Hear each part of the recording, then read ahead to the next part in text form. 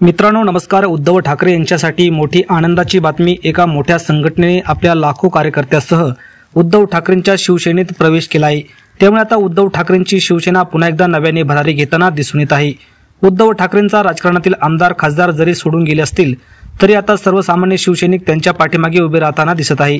याच संदर्भातील एक महत्त्वाची बातमी। व्हिडिओ शेवटपर्यंत बघा, चॅनलला सबस्क्राइब करून शेअर करायला विसरू नका। उद्धव ठाकरे यांच्या राजकारणातील ज्यांची साथ सोडली त्या सगळ्याच सहकार्याने एकनाथ शिंदे यांच्या सोबत जात सत्तेसोबत हात मिळवणी केली। याचा सर्वाधिक फटका उद्धव ठाकरेंना बसला आणि उद्धव ठाकरेंचं राजकारण आता काही वर्षांनी संपून जाईल असं वाटू लागलं। मात्र उद्धव ठाकरे पुन्हा एकदा जोमाने सुरुवातीला कामाला लागले। इतकंच नव्हे तर ज्या राज आणि उद्धव ठाकरेंची अपेक्षा कोणालाही एकत्र येण्याची नव्हती, अखेर ठाकरे बंधू या कारणाने एकत्र आल्याने दोघांनी ताकद वाढताना दिसत आहे।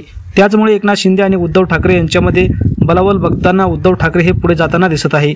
अशातच महत्त्वाची एक बातमी आली, ती म्हणजे एका महत्त्वाच्या संघटनेने पक्षाने थेट उद्धव ठाकरेंच्या शिवसेनेमध्ये पक्ष विलीन केला आहे। शेतकरी क्रांती संघटना महाराष्ट्र राज्य संघटनेचे संस्थापक अध्यक्ष यांनी थेट मातोश्री गाठली आणि आपण मातोश्री सोबत एकनिष्ठ राहून काम करणार असल्याचं त्यांनी बोलून दाखवलेलं आहे। या संघटनेचे संस्थापक अध्यक्ष भाऊसाहेब बिलेवार यांचा राज्य आणि जिल्हा पातळीवर पदाधिकाऱ्यांसहित शिवसेनेमध्ये पक्षप्रवेश केला आहे आणि शिवसेना संघटनेमध्ये यामध्ये विलीन केल्याचं त्यांनी कबूल केलं आहे।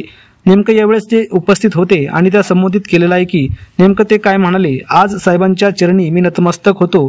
माझी जी शेतकरी संघटना आहे ती आज मी शिवसेनेमध्ये विलीन करत आहेत आणि इथून पुढचा शेवटचा श्वास आणि रक्तांचा शरीरातला शेवटचा थेंब असेपर्यंत आपल्याला शिवसेनेसाठी जगायचं आहे, शेतकऱ्यांसाठी जगायचं आहे, उद्धव साहेबांसाठी जगायचं आहे। या पक्ष विलीने वेळेस खासदार अरविंद सावंत, जयश्री शेळ, आमदार संजय देरकर, जिल्हा प्रमुख जालिंदर बुधावत यांच्यासह शेकडो कार्यकर्त्यांनी पक्षप्रवेश केला।